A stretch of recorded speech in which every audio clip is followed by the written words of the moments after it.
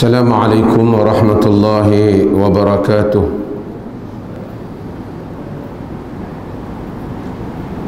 Alhamdulillah, nahmaduhu wa nasta'inuhu wa nastaghfiruh wa na'udzu billahi min syururi anfusina wa min sayyiati a'malina.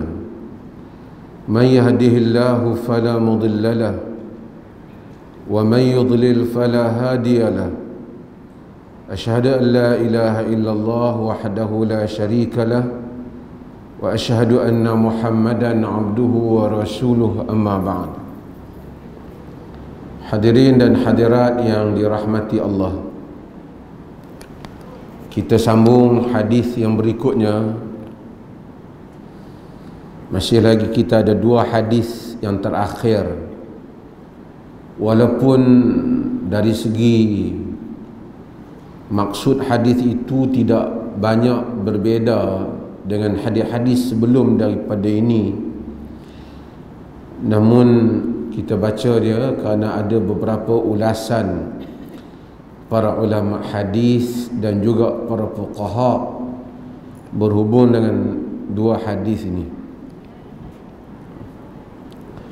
Yang pertama ialah wa an Abi Hurairah radhiyallahu an anna Rasulullah sallallahu alaihi wasallam qala idza shalla ahadukum falyaj'al tilqa'a wajhihi shay'an fa in lam yajid falyansib 'asa fa in lam yakun falyakhutta khatta ثم لا يضره من مر بين يديه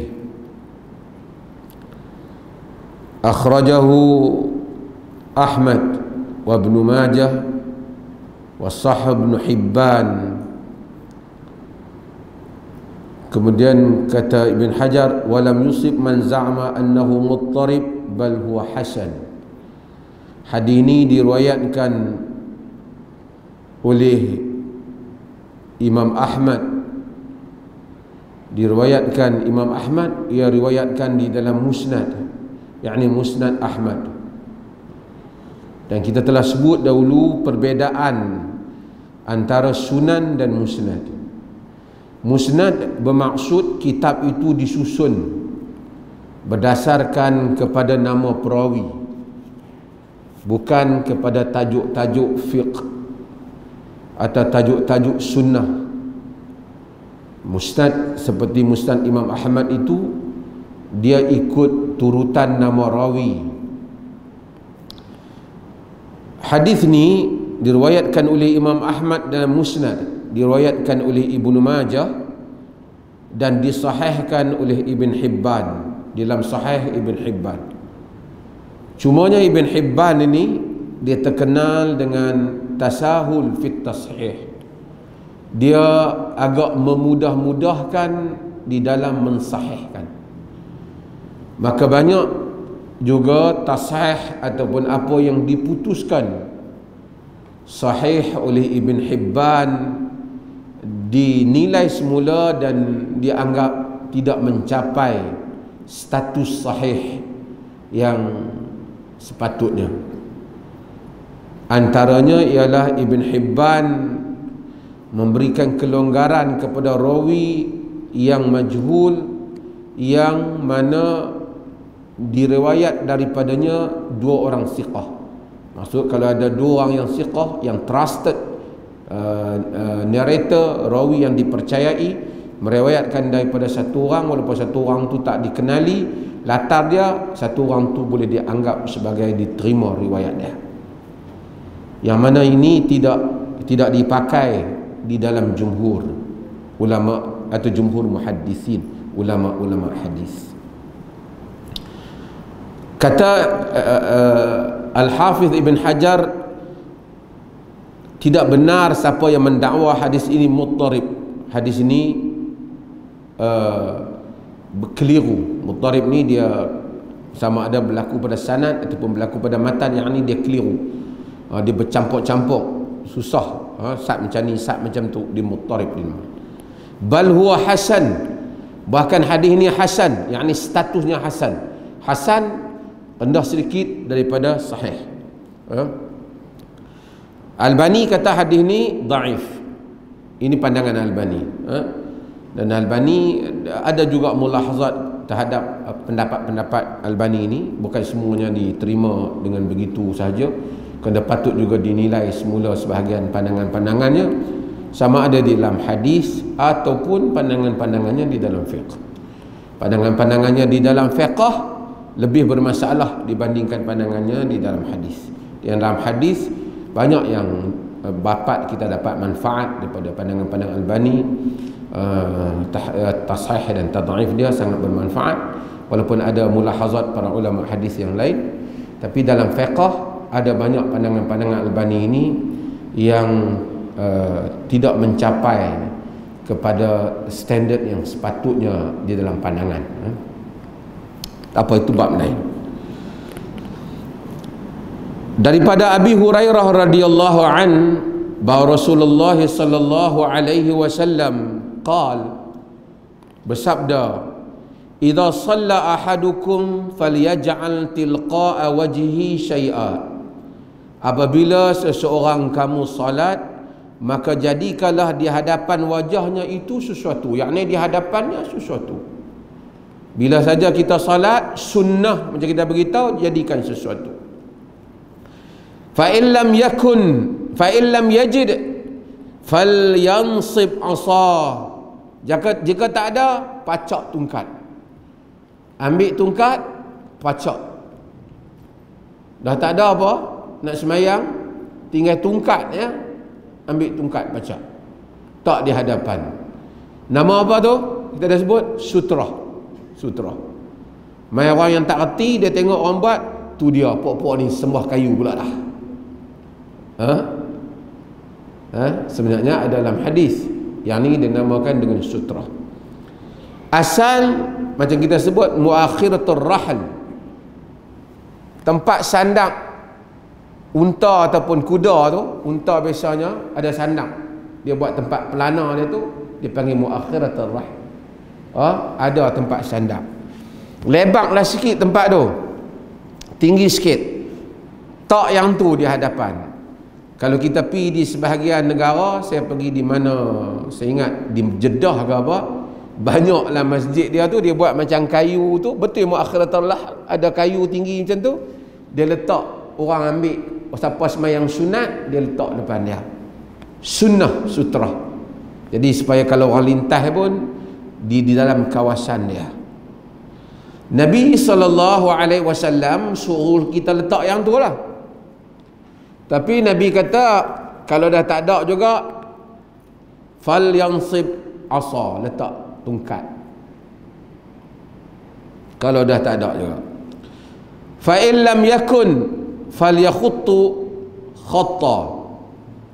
Jika tak ada, maka letak garis di hadapan. Buat garis. Jadi kalau kita tak ada, buat garis. Garis ni sama ada kita garis, jangan duk pi toreh atas tikar masjid pula, atas kapet masjid. Taklah apa-apa. Kalau ada tali pinggang ke apa, dia tak, kita tahu kawasan kita. Salat sunnah. Sunnah. Ada mazhab pandangan yang mewajibkan di atas hadis-hadis ini, tapi majoriti para ulama melihat hadis-hadis ini sebagai gesaan sunnah. Yang ni kalau kita semayang ada sesuatu, melainkan kita dah rapat dah, kita dah ada dinding ataupun kita pakai tiang, bolehlah juga. Jadi sunnah. Kalau tak ada apa-apa, siapa hak mai dengan beg tu, dia tak beg. Ini untuk apabila kita salat bersendirian. Kalau salat jamaah, tak perlu pula setiap orang pergi letak di depan dia. Kerana sutratul imam, sutratul makmum. Sutrah imam itu sutrah makmum. Cukup dengan sutrah yang ada pada imam. Maka hadis ni telah digunakan oleh sebahagian para ulama bahawasanya mensunatkan juga kalau tak ada sutra, garis di hadapan. Garis kayu ke tanda atas tanah tu. Ini kita kena tahu macam mana mereka nak buat. Masjid ada kapet, zaman Nabi tak ada kapet. Zaman Nabi solat atas tanah. Jadi orang boleh garis. Ataupun mereka solat di padang pasir, di mana-mana mereka berhenti, mereka garis. Hadis ni didhaifkan oleh sebahagian, dan namun begitu seperti mana kata Al-Hafidh Ibn Hajar Al-Asqalani, ia hasan. Hasan ni ada hadis yang ia dhaif, tetapi oleh kerana ada sokongan yang lain, sokong dia. Dhaif ni pula dia tak sama. Macam orang kata hadis dhaif boleh pakai, dia tak jelas. Bukan semua dhaif sama. Dhaif yang khafif, dhaif yang ringan. Dhaif yang ringan itu dipakai oleh para ulama jika sekiranya, terutamanya apabila ada sokongan. Sokongan ni maksudnya ada riwayat lain yang menyokong makna, dia boleh diangkat menjadi hasan. Sama maksud dia, dia boleh menjadi syahid, dia boleh menjadi bukti tambahan untuk mengangkat sesuatu hadis. Sama apa? Makna dia support, daripada riwayat lain support, menyokong inti kandungan riwayat itu. Walaupun rawi yang dhaif, ada riwayat yang kuat yang bunyi yang maknanya hampir sama dengan yang ini, maka dia boleh diangkat suatu riwayat. Itu yang dikatakan di hasan. Sesuatu hadis itu menjadi hasan karenanya. Ini adalah hadis ni. Makna yang lain ialah hadis ni ialah menunaikan maksud Nabi SAW. Kalau Nabi suruh kita buat sesuatu, asalnya tak muakhiratul rahl, kita dah tak ada. Nabi kata letak tongkat. Tongkat pun tak ada, garis. Maksudnya idza amartukum bi syai' fa'tuhu mastata'tum. Apabila aku perintahkan kamu dengan sesuatu, kamu datangilah dengan kadar yang kamu mampu. Kalau tak boleh buat semua, jangan tinggal semua. Yang tu lah dia punya konsep dah. Kalau tak boleh buat semua, jangan tinggal semua. Kadang-kadang orang kerana dia tak boleh buat semua tu, dia tinggal semua. Itu salah. Ma la yudrak kullu la yudrak jullu. Apa yang tak dapat dibuat semua, jangan tinggal. Hak benda yang boleh kita buat. Patut malam bangun sembahyang tahajud. Patut sembahyang 2 rakaat dulu yang ringan, kemudian sembahyang yang lagi 2 rakaat yang panjang bacaan. Patut itu kita buat. Mungkin ada orang baru dia try, dia tak boleh, dia boleh 2 rakaat, dia mungkin pukul 5 2 rakaat. Tu pun 10 minit dia mengantuk.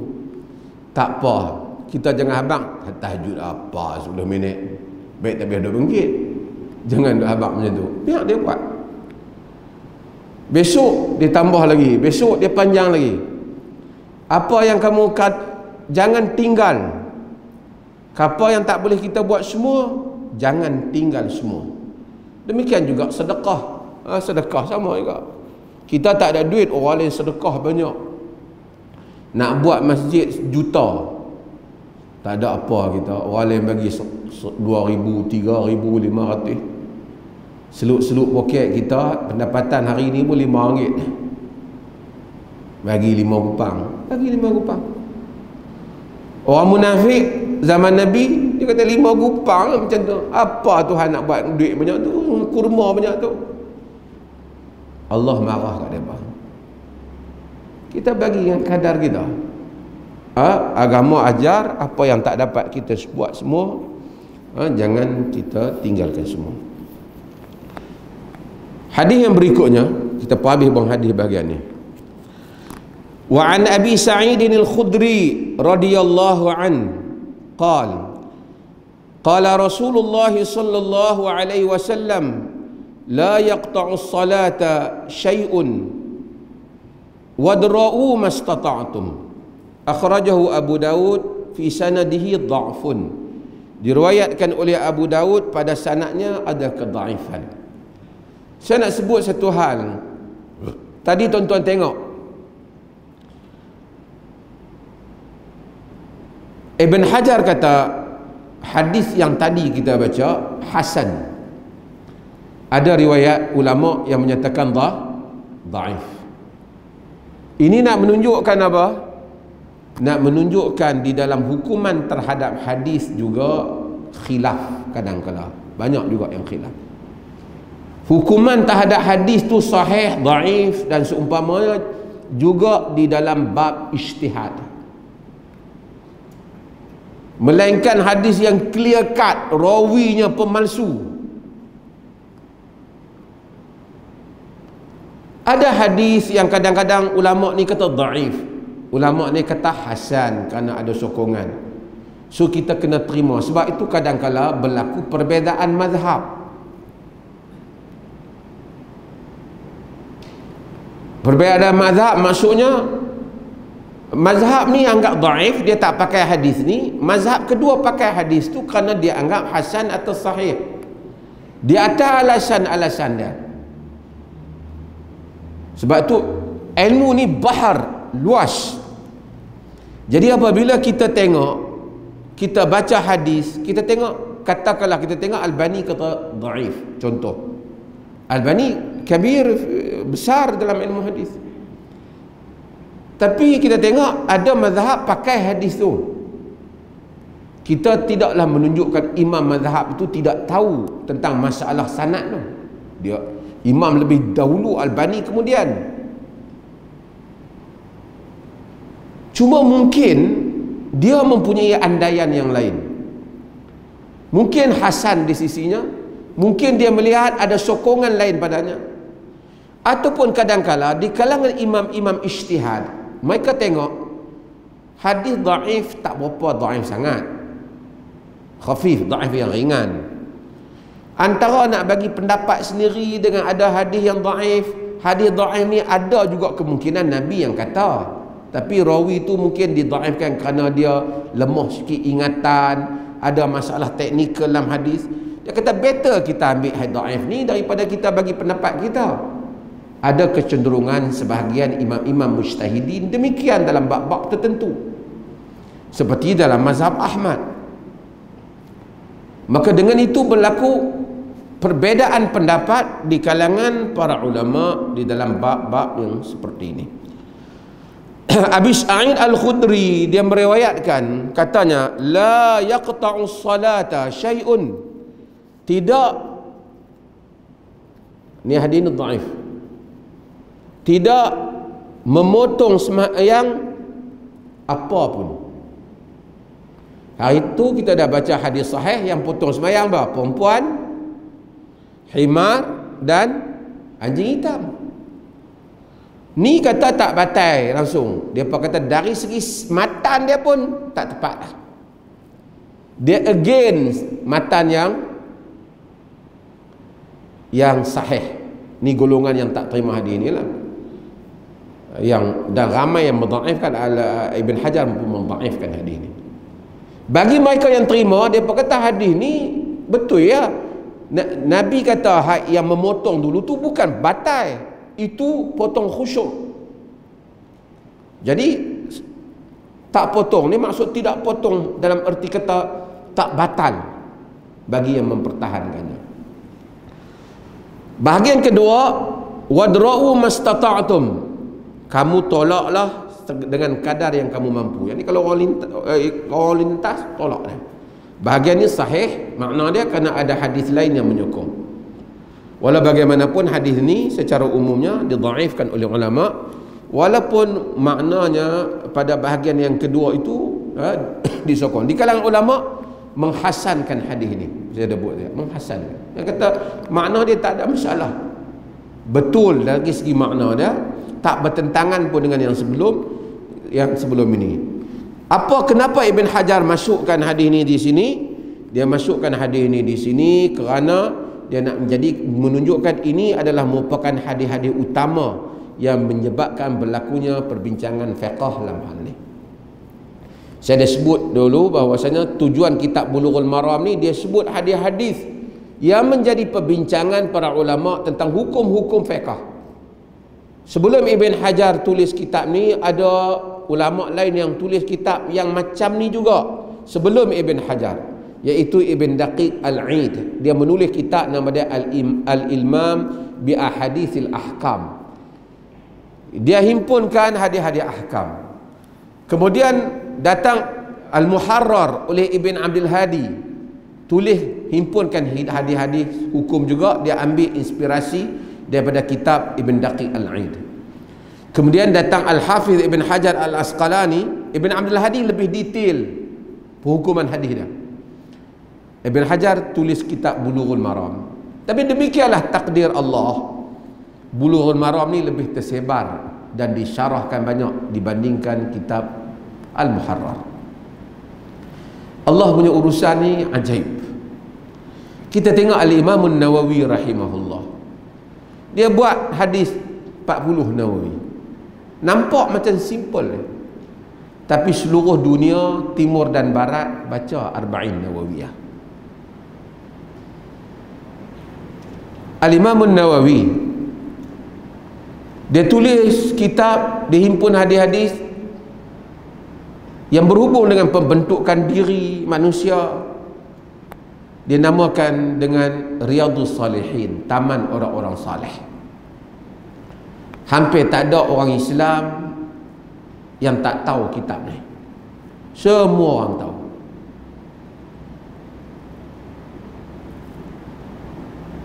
Kataballahu lahul qabul. Allah tulis untuk dia diterima.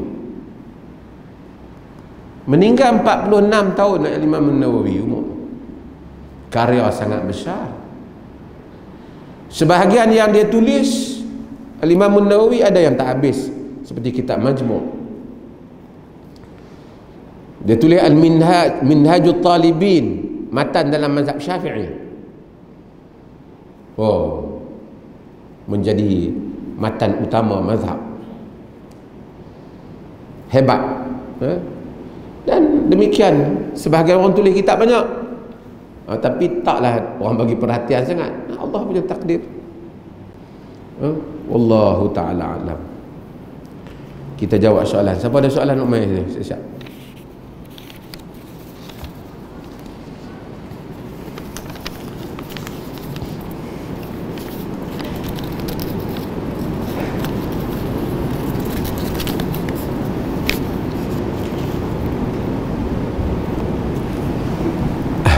Syukran.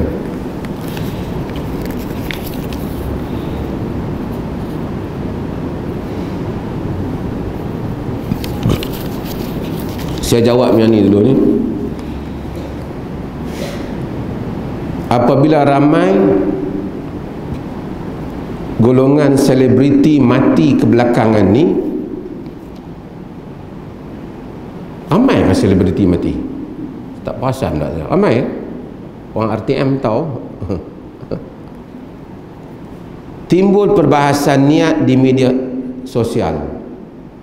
Sebelum ini saya percaya beriman siapa yang tidak syirik pasti akan diampunkan dan masuk syurga. Tiba-tiba ada ustaz kata itu fahaman Murji'ah, ahli irja'. Apa pendapat Dr. Mazhar? Yang pertama ialah Murji'ah ataupun Murji'ah puak tu, pemikiran dia ialah pemikiran irja'.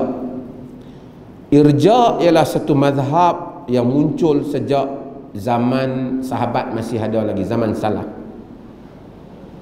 Maka ada perbahasan pasal Murji'ah yang disebut di riwayat Muslim oleh Abdullah bin Umar, di mana mereka ini melihat bahawasanya iman itu ialah tasdiq bil qalb, membenarkan dengan jantung hati. Dan amal tidak ada kaitan dengan iman secara umumnya. Maksudnya kalau orang tu dia beriman, dengan hati dia beriman, dia tak beramal ke apa, tak menjejaskan iman. Seperti mana orang yang kafir, dia beramal soleh tak menjadikan dia mukmin, selagi mana dia tidak beriman. Demikian orang beriman, kalaupun dia buat benda maksiat, tidak menjadikan rosak iman dia. Jadi dia kata orang kafir tu buat macam mana pun, dia amal ke, dia sedekah ke, tak boleh, lagi dia tak beriman. Orang beriman, dia buat apa pun, sampai macam mana pun, iman tak terganggu. Maka dengan itu, manusia itu dihukum dengan iman dia, tak payah dinilai pada amalan dia. Dan mereka ada argumen mereka, antaranya dia kata Allah membezakan, ya ayyuhalladzina amanu wa amilus salihat, wahai orang yang beriman dan beramal soleh. Kalaulah amal soleh dah duduklah iman, tak payah sebut sekali lagi. Namun ahli sunnah berbeza dengan hal ini. Dia kata iman adalah merupakan amal soleh mempunyai kesan dan pengaruh pada iman. Ada amalan yang jika kita buat, tak buat, rosak iman, seperti syahadah dan seumpama. Murji'ah, fikratu irja', simpul dia, apa dia? Macam ni lah bahasa mudah kita. Hantar saya tengoklah aku buat apa, iman aku mana orang tahu. Minum arak ke, apa, buat salah ke, melanggar maksiat pun, iman di dada tetap kuat di dada. Itulah idea irja' lah, secara dipahami secara umumnya. Maksudnya iman duduk dalam dada, tak terjejas lah dengan amalan-amalan maksiat. Itu dulu yang dia orang sebutkan, you jangan tengok pakaian I, iman I mana you tahu. Macam tu lah lebih kurang. Ini irja', pemikiran irja'. Amal di sisi ahli sunnah menentukan iman.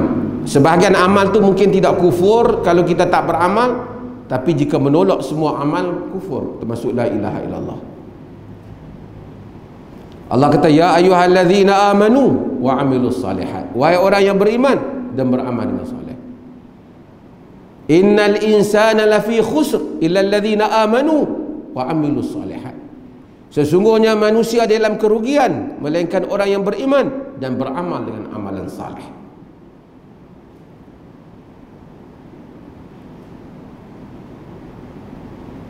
Amalan soleh itu bukan saja melakukan, juga meninggalkan.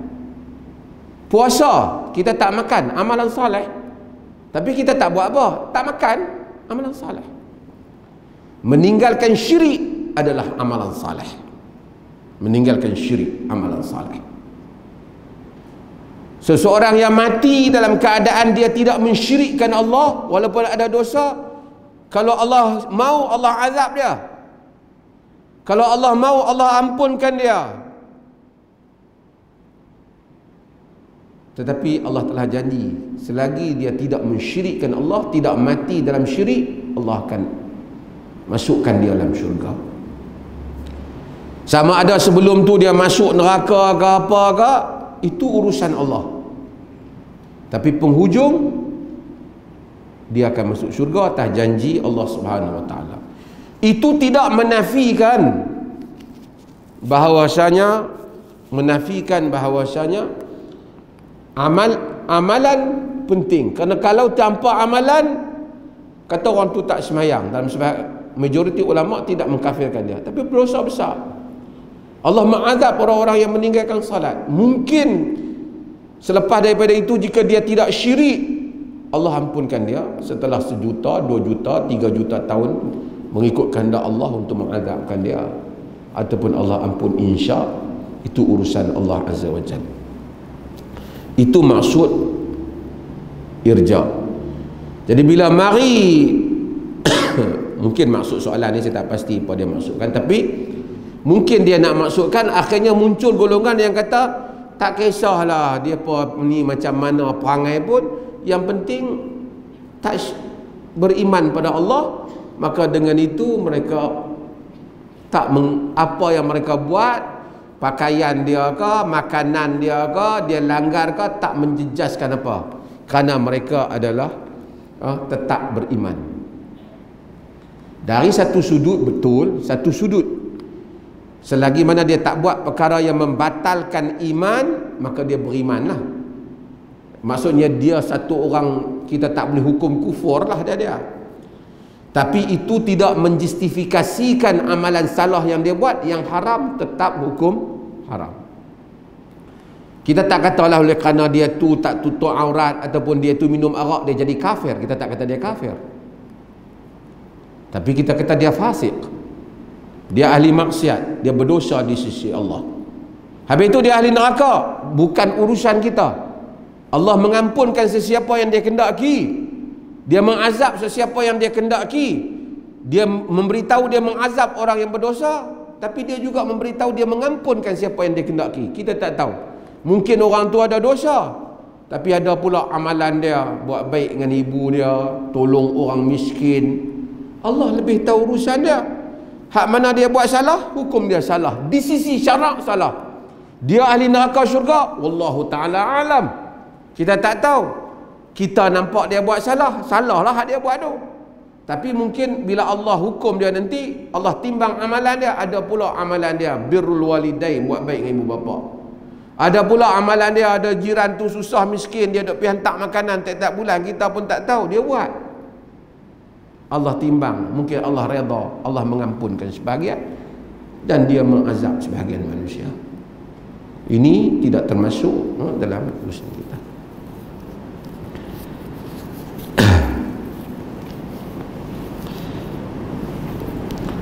Apa hukum sedut lemak? Tuan-tuan pernah sedut lemak? Pi sedut lemak lemak gearbox tu ke orang sedut lemak kita? Tahu gearbox?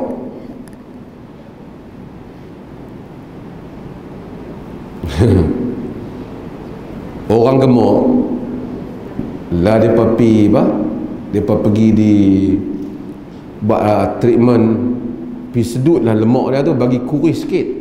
Yang tu kot maksud dia kan.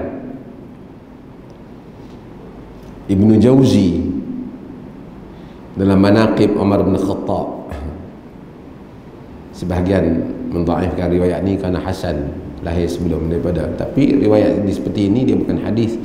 Mungkin Hasan dengar daripada orang lain. Ibnu Sayyidina Umar dan Ibnu Jauzi meriwayatkan, tengok satu orang perut besar,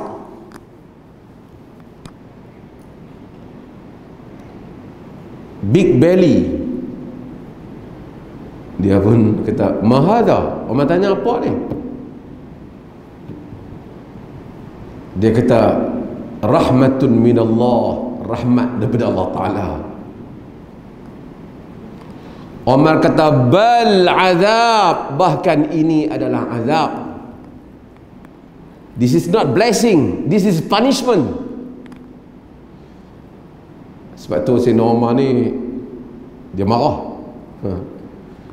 Dia nak tentera dia, kota Basrah dibuka sebagai kota tentera.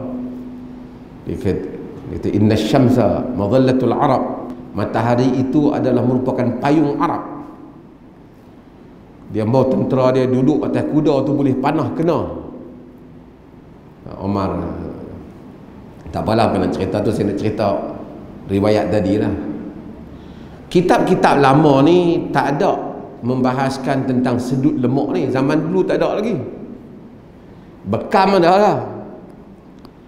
Cumanya kitab-kitab fatwa seperti kitab Fatawa Qadi Khan. Qadi Khan ni ialah Fakhruddin Qadi Khan dalam mazhab Hanafi.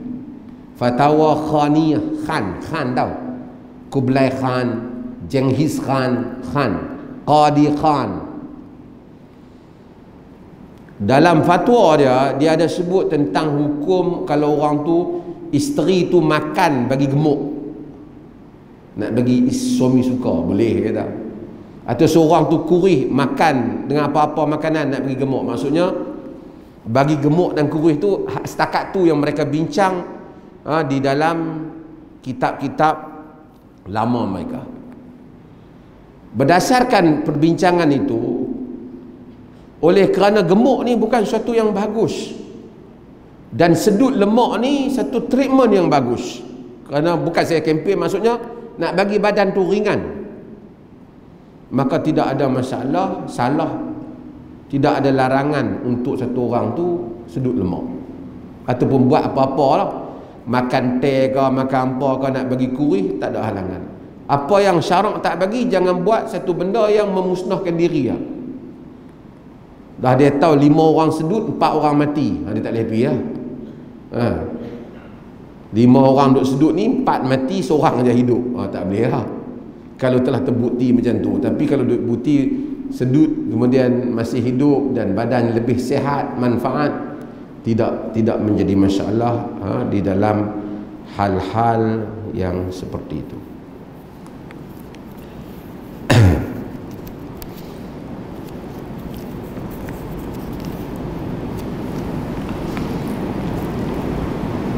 Bolehkah jamak qasar dilakukan bila kita dari Perlis ke Langkawi? Nak pergi dah kah?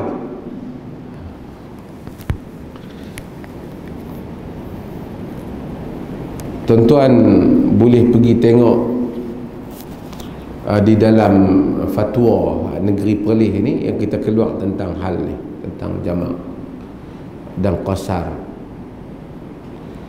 Cumanya saya nak simpulkan, jamak tu adalah bab dia lebih luas. Macam saya bagi tahu, bab dia lebih luas.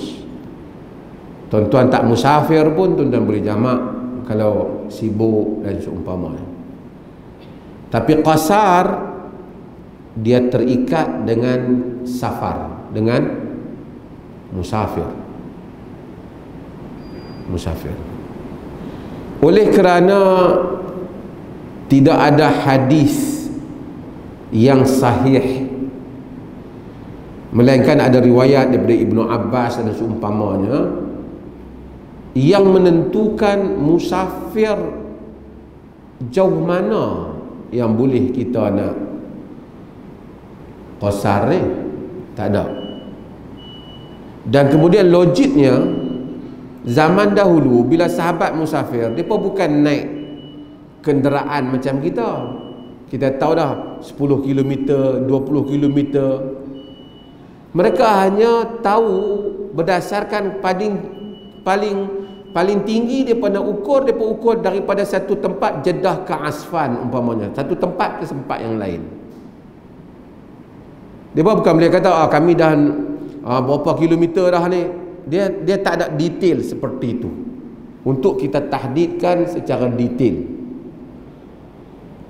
Maka dengan itu para ulama, walaupun dalam mazhab-mazhab mereka buat tentang marhalah dengan mengukur kalam Ibn Abbas antara Mekah ke Taif, ke Jeddah dan berbagai-bagai lagi qaul dalam masalah ni.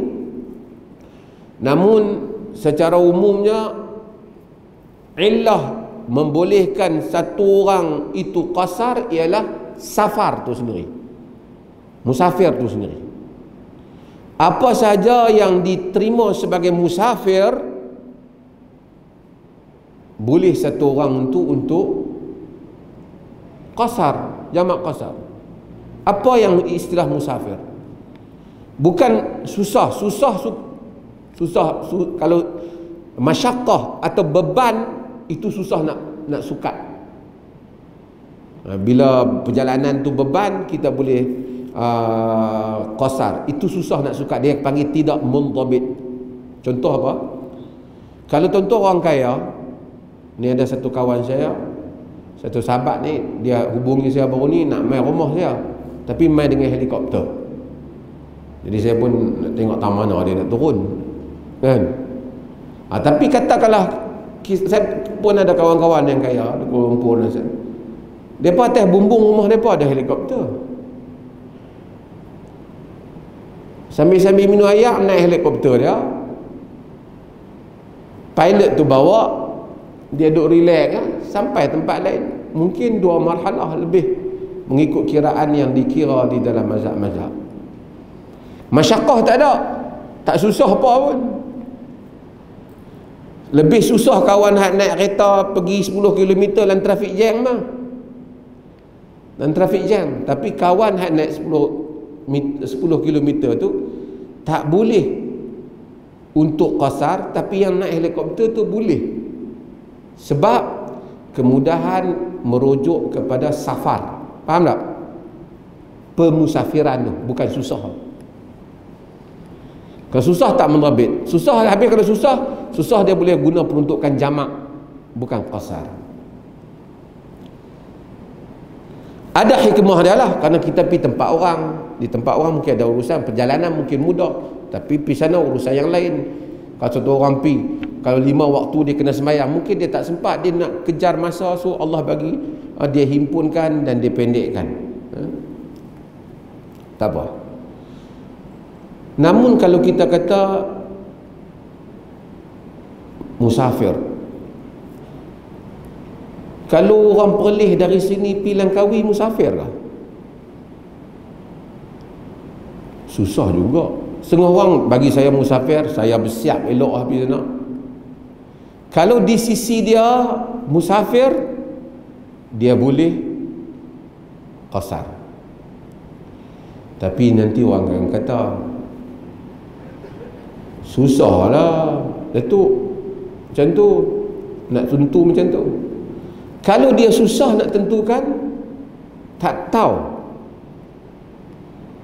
nak kira musafir tak musafir. Dari sini pergi Elok Stang, lama ni pergi Elok Stang, kira-kira baru 70. Hak mereka tu nak ndak, dalam tu 90 ada, 80 lebih ada, tak cukup lagi 5. Ibn Taymiyah kata tak cukup lagi 5. Kata itu macam mana nak kira, zaman dulu bukan ada ni, dia naik kuda, dia agak ya.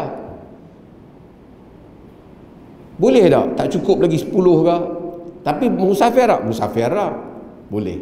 Tapi tak tahu nak kata musafir ke tak ni, tak tahu nak kata. Kalau tak tahu, ambil mendekati apa yang ulama-ulama mazhab sebahagian buat. 80 ke atas. Dalam persekitaran itu boleh untuk dia qasar. Tapi kalau bagi dia, saya ni duduk tu Padang Saung, nak mai Kuala Perlis apa jauh dah kan. Bagi pergi Langkawi ni bagi kami musafir lah, dia qasar. Itu pendapat yang ditarjihkan oleh sebagian ulama, Ibn Qayyim, Ibn Taymiyah, Dr. Yusuf Al-Qaradawi, Muhammad Saleh Ibn Utsaimin. Ini mereka tarjihkan tanpa menentukan kadar, tetapi menjadikan punca utama ialah safar itu sendiri. Tapi kalau kita ragu-ragu, boleh tak boleh ni, aku ni rasa macam dekat, saya rasa macam jauh, saya rasa macam dekat, saya rasa macam jauh, kita tamamkan di atas kaedah, kerana asalnya kerana tamam. Kelonggaran hanya diberikan apabila kita confirm, kita dapat standard tu, kita dapat peruntukan itu safar. Tuan-tuan faham maksud saya? Jadi kalau kita confuse, kita ni. Tapi kalau kita kata memang musafir lah, saya pergi, kalau Elok Stang saya memang bersiap mah, saya musafir lah, walaupun 75 kira musafir. Ya, musafir.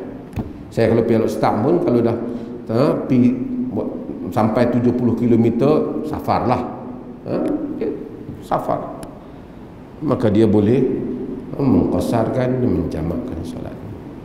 Masuk waktu abang sila.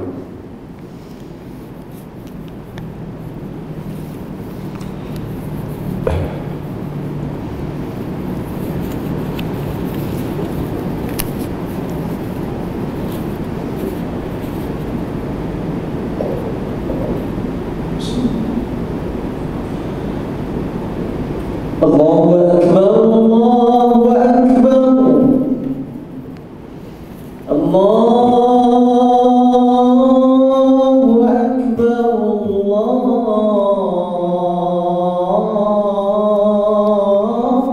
Allahu Akbar. Asyhadu an la ilaha illallah.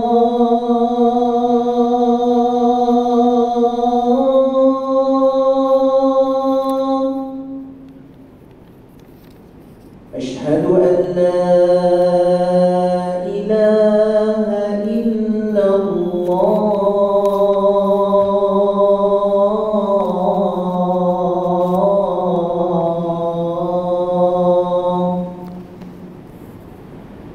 أشهد أن محمدا رسول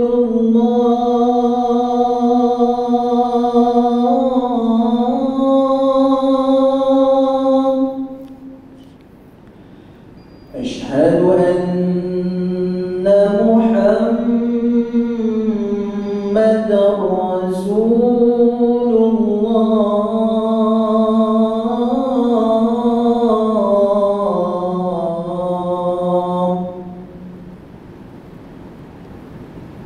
حي على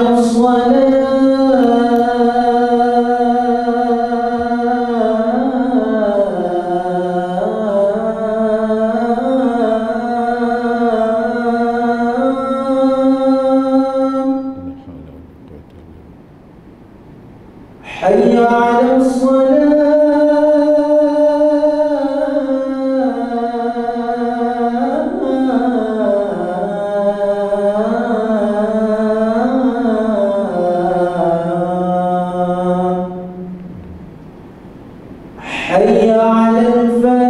حي على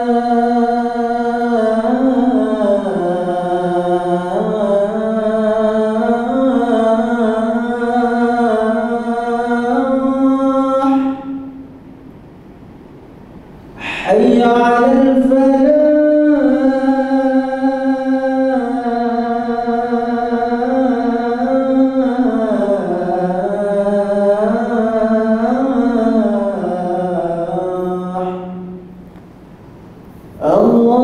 الله أكبر،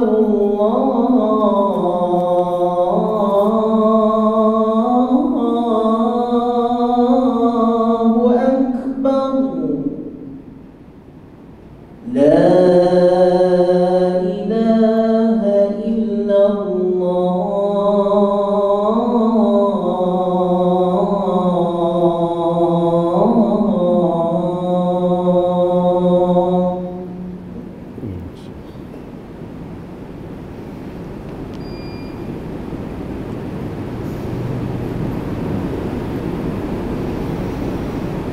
Bismillah. Apakah pandangan berhubung dengan khilaf dalam mazhab-mazhab akidah sehingga ada yang menuduh sesat dan kafir antara satu sama lain seperti Asy'ariyah dan Salafiyah?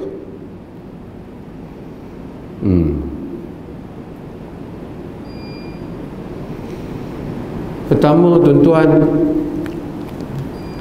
kita kena tahu bahawasanya ada perkara yang usul dalam akidah, yang ni kita tak berbeza. Ada benda yang furu' dalam akidah, cabang dalam akidah, yang orang boleh berbeza. Macam dalam fiqh, ada benda yang tak boleh berbeza, ada benda yang orang boleh berbeza. Ada perbahasan-perbahasan yang memang ulama-ulama berbeza. Allah Ta'ala turun 2/3 malam, sulusul akhir, 1/3 yang akhir. Ada yang kata Allah Ta'ala turun dengan layak dengan kebesarannya, tapi dia kata kalau macam tu Tuhan sama dengan manusia turun. Kalau dia turun kosong tempat yang dia turun tu. Kalau dia turun masa bila dia naik.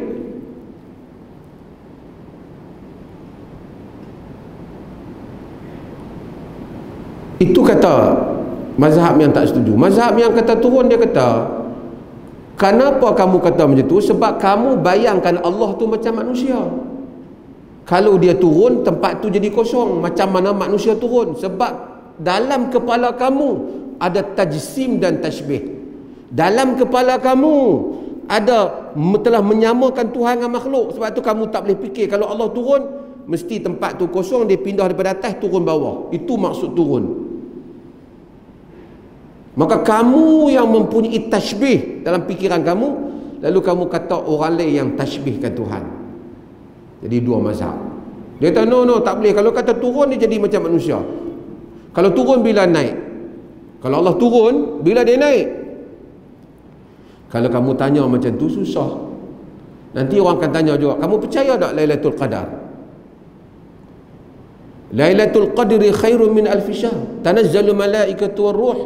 Malaikat dan ruh Jibril turun. Kalau dia turun di Malaysia baru tengah malam. Sehari tempat lain pula masih duduk siang, baru nak malam. Masa bila dia turun, masa bila dia naik. Tapi turunnya itu tak sama dengan turun yang kita faham. Macam hadis Jariyah, ni pun salah hatta di kalangan so-called Salafiyah. Bukan maksud Tuhan itu di atas, tapi ulu Allah Ta'ala. Kena alam syahadah, alam kita, dan alam ghaib Allah Ta'ala ni tak sama dengan kita. So semua tak bolehlah nak samakan Allah dengan makhluk. So ada dua mazhab. Satu tak mau, tanzih. Dia kata kalau buat macam tu nanti pemikiran manusia jadi keliru. Yang kedua kata kalau yang keliru tu sebab hampa keliru daripada awal. Kalau hampa daripada awal start fikiran hampa Allah tak sama dengan makhluk, macam mana pun dia tak sama, kita mendengar, dia mendengar kita tak sama dengan mendengar dia, kita melihat, dia melihat dia tak sama dengan melihat kita. Dia turun tak sama dengan makhluk turun. Tidak bermakna kalau dia turun tempat atas turun ke bawah, tempat atas jadi kosong, maka berlaku intiqal mahal. Itu lain, itu makhluk. So ada dua, ada Asy'ariyah, ada Maturidiyah dengan khilaf dengan Asy'ariyah. Ada mazhab salaf, hatta di kalangan salaf itu sendiri ada yang mentakwilkan, ada yang tidak mentakwilkan dalam beberapa bab. Semua mereka di dalam itar ahlul Islam. Semua mereka ahlul qiblah, ahlul syahadah. Bahkan untuk lebih luas, semua mereka itu ahlus sunnati wal jamaah. Mutaakhir ini, sebelum tu pun ada, timbul puak-puak yang memecah belah kaum Islam. Asy'ariyah kafirkan Salafiyah, hak Salafiyah kafirkan Asy'ariyah. Semuanya tidak memberi manfaat dalam furu' akidah yang seperti ini. Mungkin kita kata akhta, salah, tapi bukan sampai mengkafirkan, kerana kesemuanya bermaksud tanzih. Kesemuanya selagi mana menyatakan laisa kamislihi syai'. Hatta ulama-ulama dalam tradisi ilmu, mereka yang seperti Al-Imam Az-Zamakhsyari, Al-Imam Az-Zamakhsyari, Jarullah Umar Az-Zamakhsyari, Mu'tazilah, tapi imam. Ibn Hajar takhrijkan hadis-hadisnya dalam Al-Kashaf. Al-Qadi Abdul Jabbar, Mu'tazili. Ada yang dinasabkan dengan Qadari.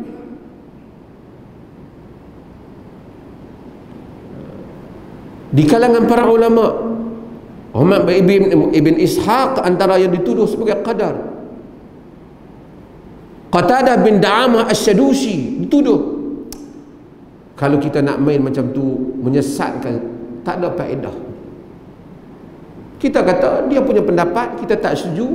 Ni punya pendapat, kita setuju. Yang ni kita tak setuju. Dalam hadis Bukhari yang selalu saya sebut ulang, tuan-tuan, Nabi SAW cerita satu orang lelaki yang bila dia nak mati, dia rasa dia berdosa banyak dah. Dia minta supaya anak-anak dia bakar dia. Idza mittu fa ahriquni thumma tahanuni thumma dharuni fir rih. Kalau aku mati, bakar aku, tumbuk mayat aku ni bagi halus, summa dharuni fir rih, kemudian pi tempat angin kuat tu, lepas abu mayat aku tu supaya mayat tu bertebaran. Dia kata, wallahi la in qadarani rabbi la yu'adzibani azaban la yu'adzibuhu ahada. Demi Allah, kalau Tuhan dapat tangkap aku, dia azab aku yang mana dia tak azab siapa-siapa pun macam tu. Pasal apa dia suruh tumbuk tu? Dia duk ingat bakar, halui, lepas ke angin, abu pi merata, Tuhan tak tangkap, tak boleh tangkap dia dah. Punya akal. Geng tu duk ada lagi bala. Mungkin nak tu buat duk bakar lah kan.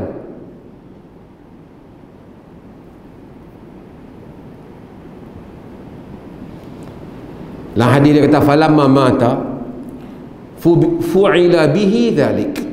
Bila dia mati, anak-anak dia buat macam tu, dilakukan pada dia seperti itu. Bila dia mati, ambil, buang.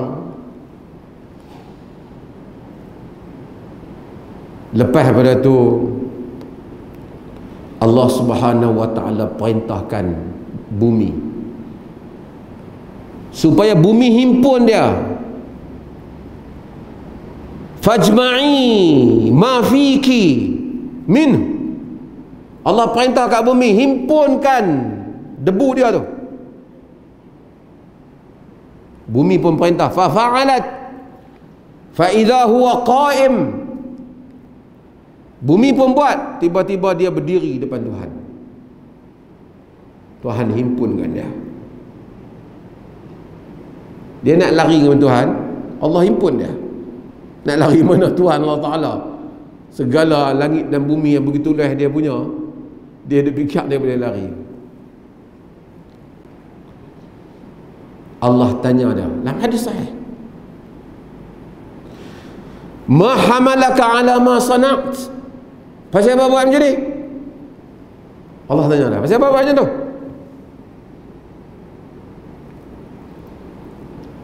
Qala ya Rabb khasyatuk. Wahai Tuhan, takut kat kau. Nabi kata fa ghafaralah, Allah ampun dia.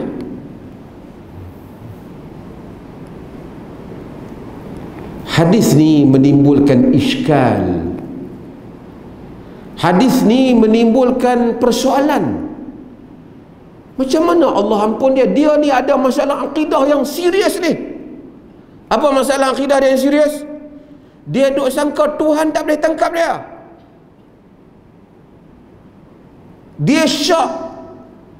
Dia tak beriman pada kudrat Tuhan yang maha berkuasa. Dia rasa dia boleh lari dan lepas daripada Allah Ta'ala. Apa lagi masalah dia ni? Cuma yang ada kepada dia satu benda. Ada apa? Takut Allah. Ulama-ulama bahas hadis ni. Al-Khattabi, Ibn Taymiyah sebut, Ibn Qayyim sebut, banyak Ibn Hajar sebut dalam Fathul Bari. Dia kata punca dia, sebab dia ni tak ada orang ajak dia akidah yang betul. Sebab tu dia salah lah akidah dia ni. Tapi bagusnya dia ada takut kat Tuhan. Kenapa Tuhan ampun dia? Sebab dia tak dapat maklumat yang betul tentang akidah ni. Kalau ada orang ajak dia, Tuhan tu bukan macam tu. Tuhan ala kulli syai'in qadir, berkuasa atas segala-galanya. Dia tak dapat benda tu kat dia. So dia pakai ijtihad sendiri dia ya. Takut kat Tuhan, aku nak kena belah lah kali ni. Tapi dia percaya Tuhan ada. Tuhan akan azab dia kalau dia salah. Kerana dia tak sampai, wa ma kunna mu'adzibina hatta nab'atha rasula, kami tak akan azab sehingga kami menghantar rasul. Kata dia mereka, kalau orang sepertinya diampunkan oleh Allah kerana dia salah, tak dapat maklumat yang betul, ini kalau pula para ulama yang membahaskan akidah, yang bertujuan nak mensucikan Allah, yang bertujuan untuk meninggikan Allah Ta'ala, yang bertujuan nak mengikut titah perintah Allah, nak mengikut nas-nas Quran dan Sunnah, kalaupun silap, mereka lebih berhak untuk diampunkan dibandingkan dia ni. Maka dengan itu, kita hanya kata salah, silap. Jangan duk kata ahli neraka lah, yang ni kekal dah di bawah ni. Ini semua kita jangan duk pi mazhab-mazhab hak duk lawan mengkafir hak kita tengok yang timbul di dalam kalangan orang Islam, terutama penceramah-penceramah ni. Hari tu dah habis dah hak jenis puak hak duk kafir di mulut ni, mu kafir ni, harap jangan duk marilah yang lain-lain pula. Kita diperlih ni mengambil manhaj yang sederhana dan hal-hal yang seperti ini. Kita kata salah, lemah, pendapat yang lemah, pendapat yang marjuh, pendapat yang rajih, yang lebih azhar, yang lebih asah, yang lebih kuat. Yang lain itu kita menyatakan pendapat yang tak diterima, lemah, tetapi kita tak menghukum fulan kafir, fulan ni kafir, ahli neraka dan seumpamanya. Demikian itu bukan pendekatan yang sepatutnya. Wassallallahu ala nabiyina Muhammad walhamdulillahirabbil alamin.